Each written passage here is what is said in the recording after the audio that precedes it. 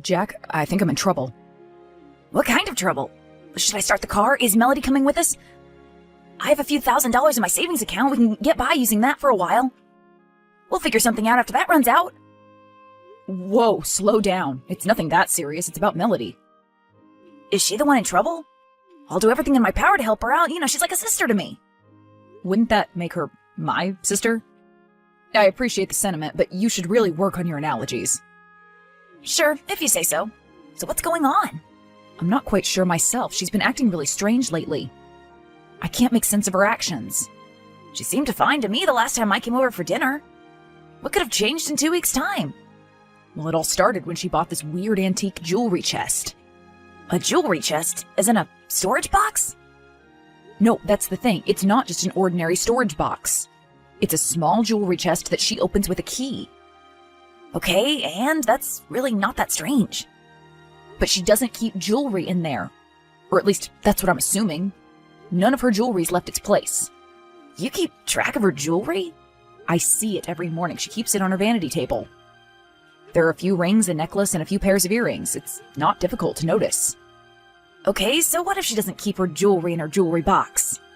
You said so yourself, it's an antique. She probably doesn't want to damage it by using it too much. I would completely understand that, but I swear that's not the case.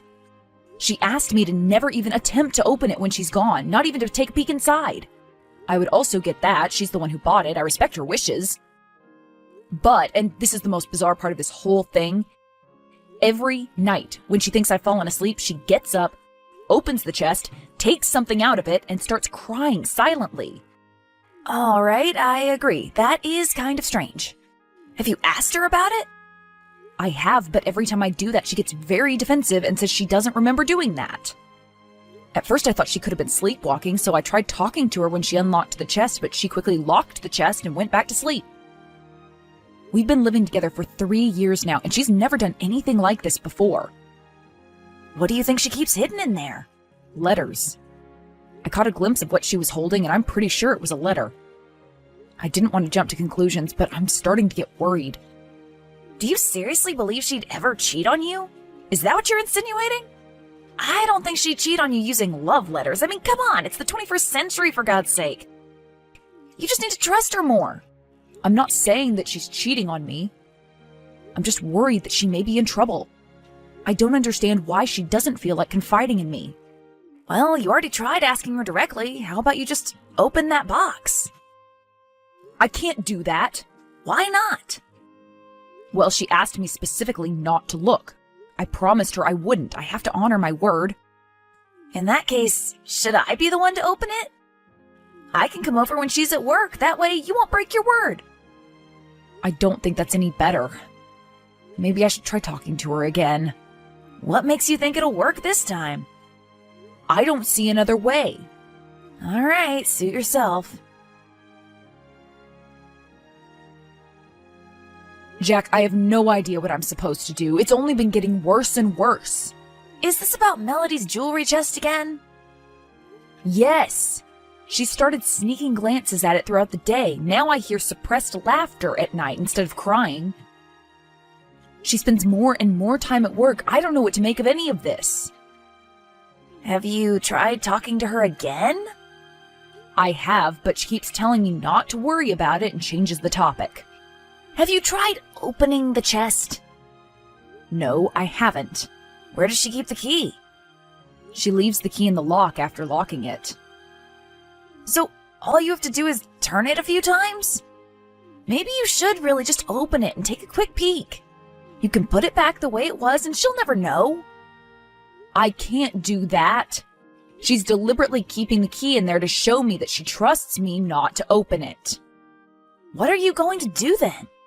Are you just going to keep quiet and ignore her eccentric behavior? I guess so. At least she's not crying anymore. Whatever she's been dealing with, it must have gotten better. I don't get it. Why do you keep texting me and then completely disregarding my advice? I'm sorry. I guess I'm only trying to vent.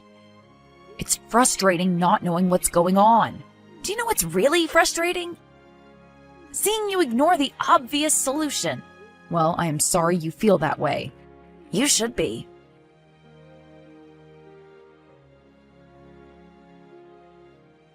Hey, Alan, are you still at work? Yes, why? I'm at your place. I didn't know you were planning on visiting us. I wanted to surprise you. Though I figured you'd be back by now. I finished work in a few hours. Have you already forgotten your brother's schedule? I know we haven't been seeing each other all that often ever since you moved out of state, but that's still a little disheartening. Well, I know something that's sure to lift your spirits. But first, tell me, how's Melody been doing? Has she gone back to acting like her usual self? No, unfortunately not. Well, then you're going to love this news. I opened the chest. What? But I asked you not to do that. Why did you go behind my back? I know you're angry. I get it, but hear me out. I found something really interesting inside the chest. I don't want to know. Not even if it meant you could save your girlfriend from a dangerous situation? What have you found? I couldn't see any love letters inside, that's for sure. Just a small piece of paper with a random address and a date scribbled hastily on it. And how does that mean Melody's in danger? Isn't it obvious? She's meeting up with someone at night in some remote place in the woods. If that doesn't scream danger to you, I don't know what will. Okay, well, you didn't specify the details. Should we just call 911? I know I was the one saying this was dangerous, but we shouldn't make rash decisions. For all we know, she could be meeting up with her friends or family members. But now that I know where she's going, I can't help but feel worried. What if she really is in danger? And I've been idling this whole time. I should have acted sooner. This note still doesn't prove anything. We should refrain from making a hasty judgment. We could be panicking for no reason. Why don't you ask her about this? I'm sure she'll explain everything. And what do I tell her? That my brother broke into our apartment and opened the chest without permission? She'd be furious. Well, you don't know that. Just try talking it out first. I guess you're right. I should at least give her a chance to explain herself. Exactly. You get it.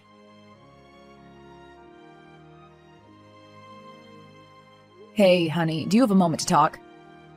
Sure, what is it? Is everything all right? Please tell me if anything's been bothering you lately. What could have possibly been bothering me? I'm not sure. I'm just a little worried about you, that's all. Are you sure you're all right? I know we've been having some confusing conversations recently. Yes, I'm certain. What about you? Is everything all right with you? Yes, of course. I've been struggling with a project, but I asked a coworker for help, and now I feel like a huge weight's been lifted off my shoulders. I'm glad you have such helpful coworkers. So am I. He's really been a godsend. Oh, but the thing is, I'll probably have to work late today. You don't mind that, right? I don't. But we were planning on going out for dinner tonight, and you could always take care of extra work tomorrow. I need to do this tonight. I'm so sorry. I feel really awful about this. I'll make it up to you another time, I promise. So you'll be at the office all night? Well, not all night, but most of it, yes. All right. You can still come over during my lunch break if you'd like. I miss you very much. I'd love to do that. Great! I can't wait to see you. Me neither. Until then, take care of yourself, okay? Okay, I'll do that.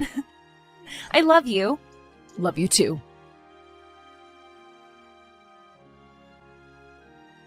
I think she's really going to meet up with someone. It might just be her coworker, though. Her coworker? Where'd you get that information? She told me herself he's helping her out with her project. At least he's not a complete stranger. I see, but what if that was a lie, too? What if she made that story up? Do you think so? But why'd she do that? Do you think she might be in danger after all? There's only one way you can find out the truth. You need to drive there yourself and check. You can't seriously expect me to drive there all alone. How am I supposed to fight off potential threats? I don't see why you'd have issues doing that. I mean, Melody's doing it. I'd love to go there with you, but I can't get there in time. She clearly has an appointment. I don't. I could be jeopardizing both of our lives by showing up uninvited. Perhaps it's better if I ask her about it after she returns home. I can't believe what I'm hearing. It's not like I'm saying you should jump into action. It could just be a harmless meetup. You can park nearby and see if there's something suspicious going on. If you find the situation dangerous, you can dial 911 and let them handle it. I suppose I could do that. Of course you could. Do it for Melody's sake. All right, I'll do it. But I'm going to be on the phone with you the whole time, just in case. Oh, no, sorry, I can't do that. You know Claire's a light sleeper. It'd be insensitive of me to talk on the phone right next to her, and I can't really leave the apartment at night. Okay, then how about I text you throughout the night? Would that work for you? Sure, texting's fine. I'll get going then. All right. Be careful. Sure. I'm at the address. I can see her car parked outside. She must have gotten here early. What's the place like? I can't really make it out in the dark. I think it's just a small cottage. I don't see Melody anywhere. She might be inside the cottage. Are the lights on inside? No, it's pitch black. Her car is the only one parked outside. Maybe she came here alone to relax and unwind. Well, you're only looking at the entrance. There could be another one parked at the back. Should I circle it, or would that make my presence too obvious? It'd be too obvious. Do you hear any noise at all coming from the cottage? No, nothing. Then again, I am pretty far away and I am in the car, so... Maybe you should try calling Melody again. You could hear the sound of her ringtone. I really don't like this. I feel like a stalker. I should have just asked her up front. She could have easily lied to you. This way, at least you'll know she lied about staying at the office. I see your point, but even if I did call her, I doubt I'd hear her ringtone. And the cottage is pretty far away, and she usually keeps her phone on silent anyway. On silent? Really? Okay, now that's weird. Jack, please, this is a serious matter. I'm going to text her and see where she is. All right, do that. Let me know what she says, okay? I want to make sure everything's all right. Sure.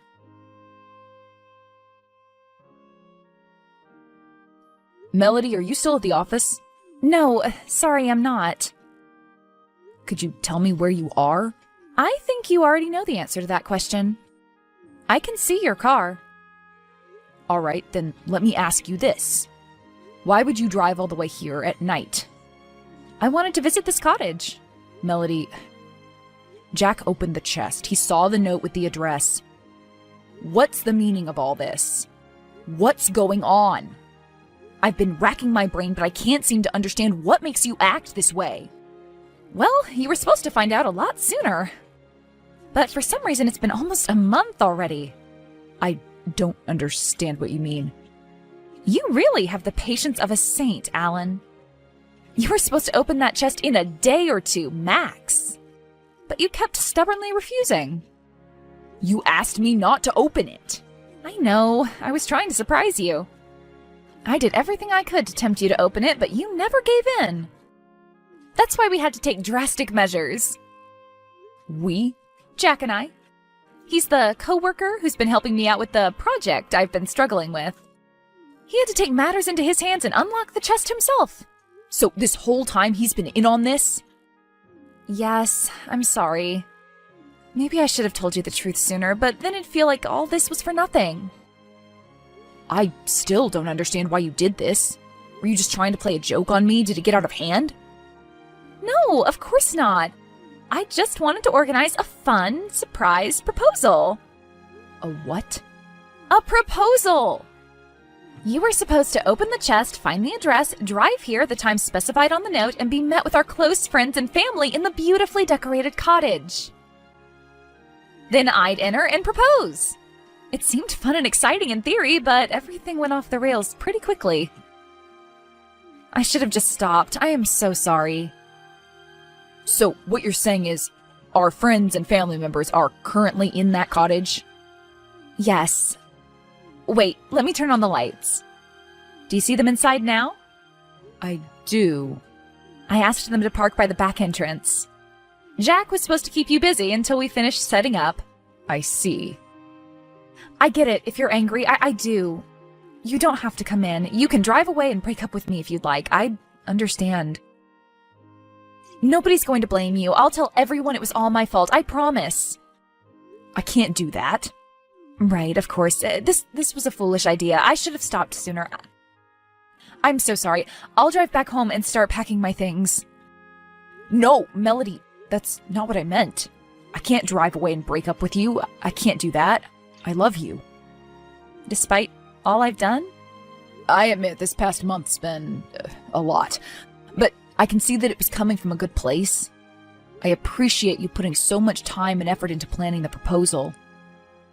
Had it gone according to the plan, I'm sure I'd have loved it. Do you really mean that? Of course. Well, then I admire your patience and your insistence on respecting my wishes. I was being far too selfish. I don't even know why I kept going with this. Can you ever forgive me? I'm sure I can do that. I'm just glad that you're not in danger. But I'm guessing you won't be accepting my proposal tonight.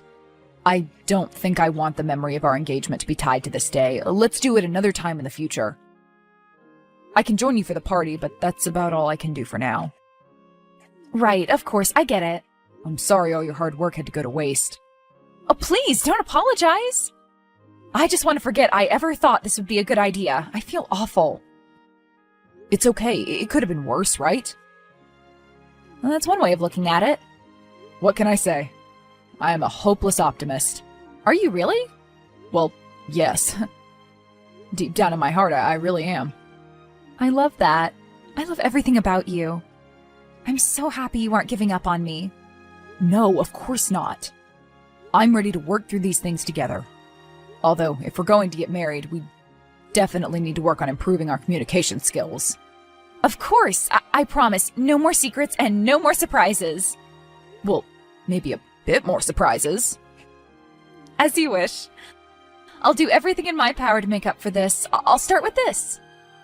Are you holding a gift? I can't quite see from here. Well, then you should come over here. We can at least enjoy the food and drinks together. I'll give you your engagement gift despite the fact that you rejected my proposal. All right, thank you. I'll be right there. We had a great time with our friends and family. Nobody even mentioned an engagement. Melody acknowledged her mistakes, and we both worked very hard to mend our relationship. We made sure to communicate our thoughts and feelings clearly, and we strictly forbade surprises that take more than a day to take effect. I also had a chat with my brother. He apologized profusely. 3 years after that day, Melody and I got engaged for real. This time, the proposal was much more down to earth and much less exciting. Everything was perfect.